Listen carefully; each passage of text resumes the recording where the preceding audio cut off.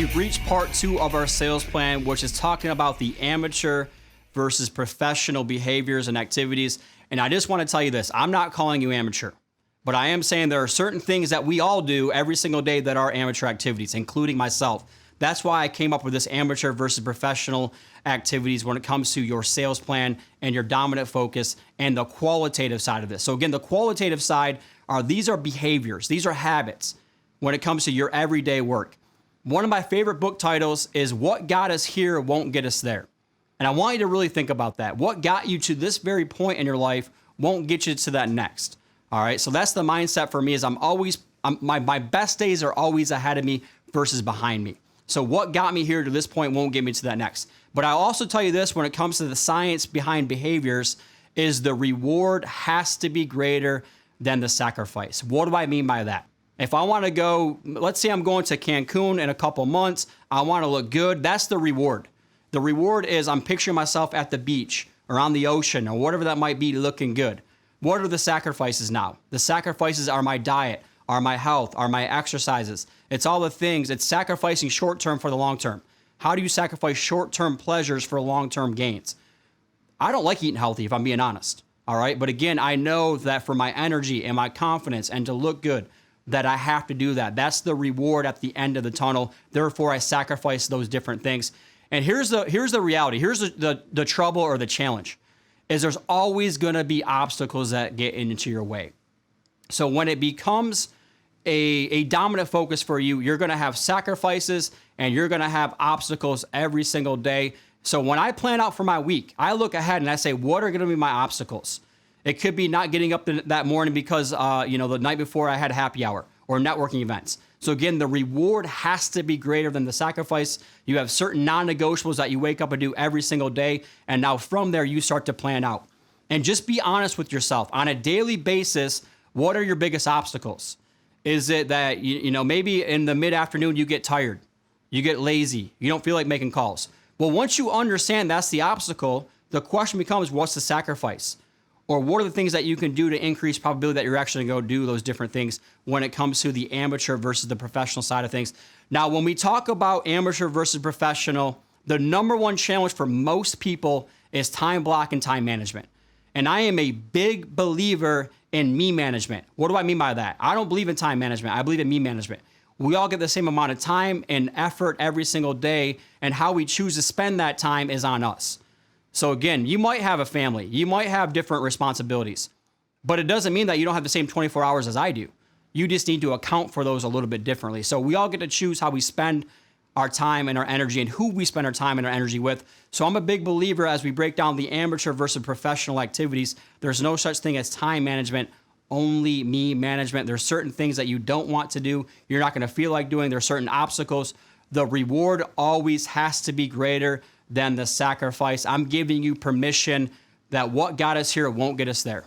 Out of all the slides in my presentations, these are two of my favorite when it comes to professional versus amateur, the happy face versus the frown face. The happy face just means when you study professional, if you look it up in the dictionary, it literally says paid. These are activities that get you paid. When you look up amateur, it says unpaid. Guys, it's that easy. So when you wake up every day, just ask yourself, am I doing high value activities that get me paid, or am I doing low value activities that are not getting me paid? And then how can I drastically increase productivity level by doing more paid activities? So I'm a big believer in high value activities. I call these HVAs. As entrepreneurs, we only get paid by results. That's all there is to it. So every day I have high value activities. I get paid by results. And then I understand how to see things as opportunities rather than obligations. This is one of those things I learned early on. I think a lot of business advice is filled with platitudes. And it sounds something like this. Just get your name out there, right? Learn how to say no. Guys, early on in your business, you should learn how to say yes to almost everything. So I see everything as an opportunity for me to grow and to get better. And then once you start to work through and understand what an opportunity is versus an obligation, you have a disciplined focus every single day tied to those high value activities. And here's another thing I learned early on in my business. When I launched my business, I thought to myself, I need a time block. I need to have all these different things, but then I don't really want a time block. But time blocking creates the autonomy for you. So that was a big lesson for me early on in my business was to figure out that time blocking and time management, me management, means that I actually create the autonomy on the nights and on the weekends, because a lot of us get into business so that we can have the autonomy, so that we can go do the things that we enjoy with the people that we enjoy doing with. I believe in intentional congruence, where all things feed all things. Therefore, when I'm disciplined with my focus and I do time block, that creates the autonomy for me. So as we talk about time block and it creates the autonomy, I'm also a big believer in planning on Sundays for Monday. Over 95% of salespeople do not have a plan in place when they wake up on Monday morning. So if you really want to get ahead of people, and if you really want to be a professional, carve out 15 to 30 minutes on the weekends to plan for your week, because that's going to help you accelerate your growth and get ahead of everyone else when it comes to the time block and the autonomy and the planning. And lastly is creating that sense of urgency, doing things when you don't feel like doing them. That's another big part when it comes to your professional activities, is when you don't feel like doing something, you don't put it off until later. You do it right now. And I will guarantee good things will happen if you really master these professional behaviors and habits and routines. And as we talk about the amateur activities, again, I want to remind you, I'm not calling you amateur. I made this list based on my own amateur activities and behaviors and habits. So these are low uses of your time. You know, I think 80% of people spend way too much time in low value activities. They only work when it's convenient. They only work when they're inspired. What does that really mean? Guys, success is extremely inconvenient when it comes to your business. If you only did things when you felt like it, you probably wouldn't do a lot of different things. And only work when you're inspired. What does that really mean? Let's say you have that cup of coffee in the morning and now you're ready to go. You have that high energy. Now what happens after that coffee's gone? I'm a big believer inspirational things happen in inspirational places, but motivation has to grab hold most of the time for us every single day. If we only did things when we felt like doing them, we're going to be in a lot of trouble. So talk about doing things when it's only convenient for you and when it's only inspiring. Another one for me personally is overcoming call reluctance and only calling people when I feel like calling them. Instead of that, what do? I text them. Guys, I'm a millennial myself. Millennials love to text. We love Facebook. We love all that kind of stuff. However, most of the time, it is much more beneficial for you just to pick up the phone and have a 2 to 3 minute conversation versus text. So again, this is me coaching my own self when it comes to call reluctance, when it comes to only doing things when I feel like doing them, when it comes to texting versus calling. So for you, amateurs get paid by making the phone calls, by actually having those face-to-face conversations. Another amateur activity then is, as we work through the list, is not preparing your CRM, not doing the daily disciplines every single day when it comes to scrubbing your database, when it comes to actually mining out your different database of the different people. And so I want you to track and measure your daily disciplines and your routines. Spend 10 to 15 minutes every single day going through and actually tracking and measuring and inserting this stuff into your database. That way you can start to build your database up and have that artificial intelligence. And so whenever people tell me, hey, that takes a lot of time, to go through my CRM and to input all that information, I ask them, how much time are you spending on mindless social media use? And most of them tell me a lot. A lot of my time is just spent going through my news feed or spent looking at other people's stories. So this is where, again, you have to be disciplined. One of my biggest piece of advice when it comes to social media would be to actually build in lists into your Facebook. So instead of just scrolling through, build out your list of your help list and your fight club and your favorite people and your new business, all that kind of stuff, because now you can be intentional with your Facebook or with your social media use, because otherwise what happens? You click on something, catches your eye, you click on a link, next thing you know, you're watching a video for 15 minutes you don't need to be watching. Again, those are low value activities. So when we talk about professional versus amateur, guys, it comes down to self-discipline. You're either doing things that are getting you paid or you're not doing things that are not getting you paid. And so once we understand that now, good things are going to happen. So talking about social media and just click on a link here, a video there, now you get distracted. So people get emotionally distracted as well. What do I mean by that? In sales, it can be a roller coaster.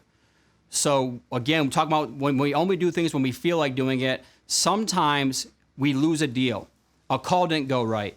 And so therefore we find creative reasons as to why we shouldn't be doing those activities. I call that creative avoidance. Most people in today's world are solopreneurs. That means you work from home or you work from a co-workspace, and therefore there are a lot of creative avoidances. It could be making your bed. It could be putting the dishes away. It could be doing the laundry. It could be water cooler talk. So you find creative ways to not do the things that are going to get you paid. So as we wrap up professional versus amateur, again, I've been through both sides of these guys. I have certain days where I wake up on fire and I'm so productive and I lay my head down at night and I'm so proud of myself. And then I have other days where I'm easily distracted and I'm doing amateur activities. All right. Which way do you want it to go? I would much rather be a professional every single day versus an amateur. Again, progress over perfection. Start with one of these bad activities and cut them out, reduce them, eliminate them altogether. So we talked about the amateur versus the professional activities. I want to remind you the reward has to be greater than the sacrifice. Everyone starts, but unfortunately, most don't finish, right? And so we all start out with good intentions. We all, new year, new me, or whatever it might be, wherever you're currently at in your life. And then what happens? You get punched in the mouth 3 days in a row. And now all of a sudden, those good intentions that you had, now we don't feel like doing it. So some fuel for you to think through this. This is some mindset motivation stuff for you. Your positive energy has to be greater than the negative energy you're going to face every single day. Now, where does that negative energy come from? It could come from other people, external things, or it come from your own self. So other people might tell you, oh, you can't go do that. You're not good enough, this, that, or the other, right? Hopefully you're surrounding yourself with good people.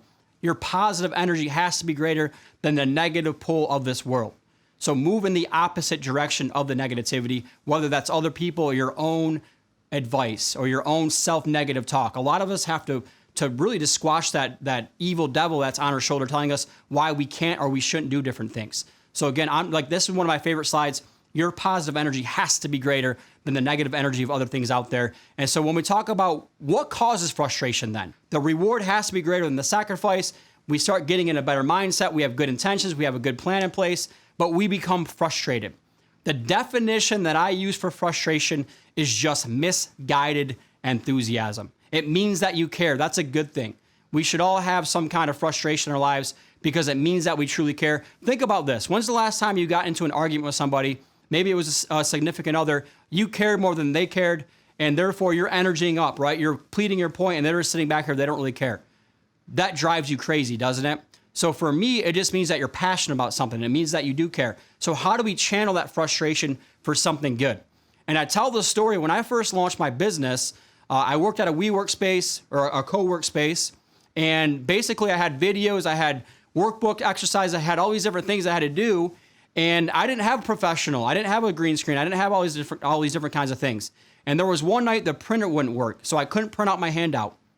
And I just remember being so frustrated because it was 9 o'clock at night. I had already worked 12 hours and gone to a networking event and nobody was in there to help me. That frustration, guys, I had to rechannel for something good.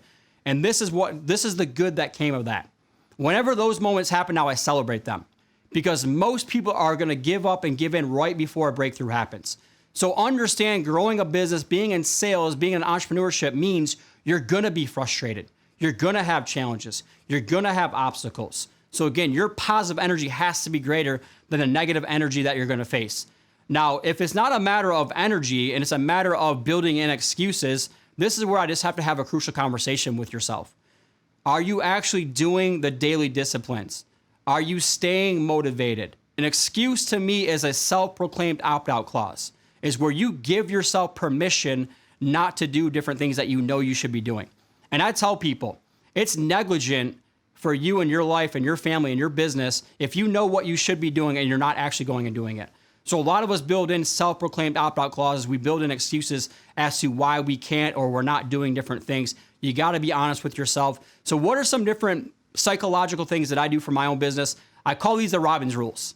All right. So I combine Tony Robbins with Mel Robbins. As you can tell by now, I'm really good at borrowing other people's concepts, making them my own. So the Robbins rule is this. When I don't feel like doing something, how do I zap my energy? How do I zap my own self? It could be taking a cold shower. It could be splashing water on my face, right? But how do I go there in the mind first? We got to go there in the mind before we go there in the body.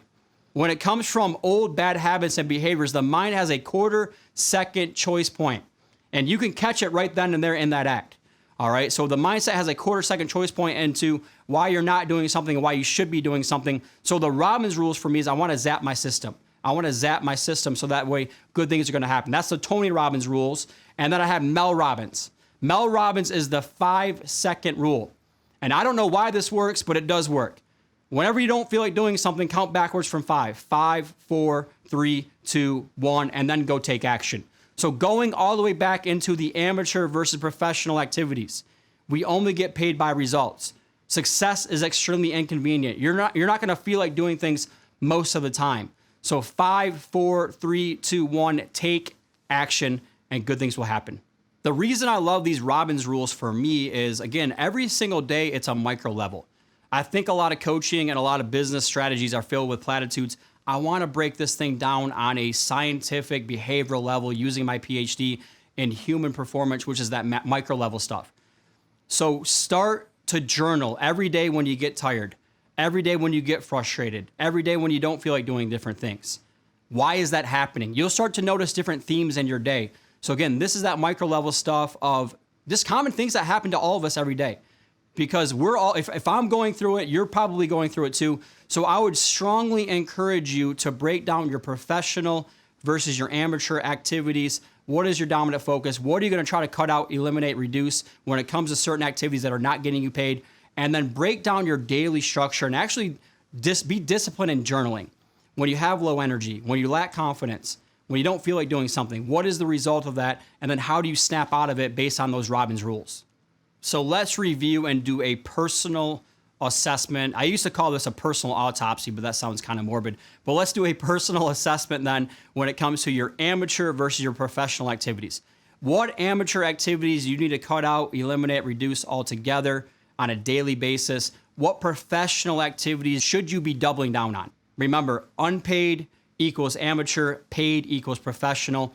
And then just write down what are the obstacles that you're going to face. Whether it's internal or external. Internal could be your own energy, your own confidence. External obstacles could be your kids, vacation, right? All these different kinds of distractions that we have. I love happy hours and going out as much as anybody. But what do I understand about that? The next day, I'm not going to be on fire. I'm not going to be as good if I had too many cocktails, right? So those are the obstacles that I'm going to have to face internally. Is I love hanging out with people. I love doing the things that I enjoy doing with the people that I enjoy doing them with. However, that can carry over into my morning routines if I allow it to. So do a personal assessment and just be honest with yourself. What are you willing to cut out? What are you not willing to cut out? What obstacles are you going to face? What amateur activities you need to cut out or reduce? What professional activities should you double down on?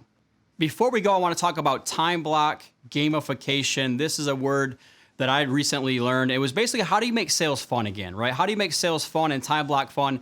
Because when I hear time block, I cringe. There's nothing fun about time block, and I truly understand that. So when we talk about your amateur and your professional activities, and you talked about your obstacles and your priorities, all this kind of stuff, I created a time block system that makes my days fun, and I do it by themes. That way, when I wake up, I have a different mindset based on what day it is, and now I can be much more consistent.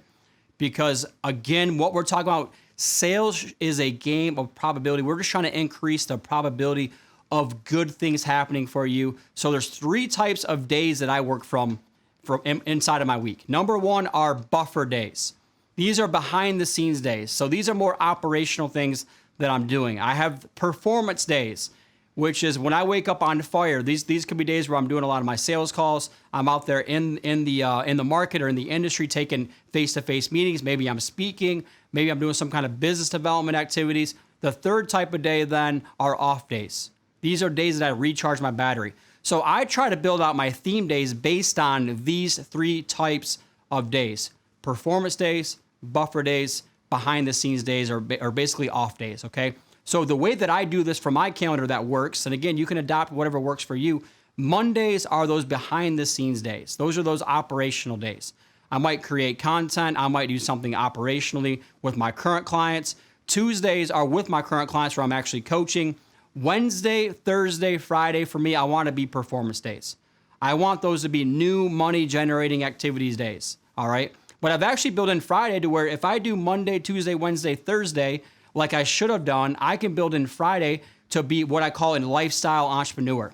A lifestyle entrepreneur is where I get to go do the things I enjoy with the people I enjoy doing them with that are fun. Those could be hobbies. Those could be interests. Those could be passions. So maybe I want to go snowboarding. Maybe I want to go golfing. Maybe I want to go hang out at a ball game, right? But I can intentionally congrue all these different things together where it's fun for me. So I am a big believer in not only theme days, but the different types of days. That way, when you wake up, talking about your time block, you know exactly what hat you should have on.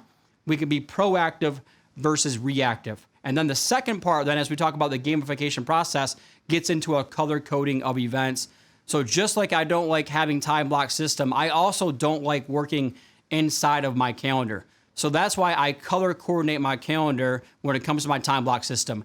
Green activities means what? Money generating activities. And if you remember the exercise when we set your dominant focus, your quantitative number for appointments, what did we ask you? How many appointments should you be setting on a daily basis?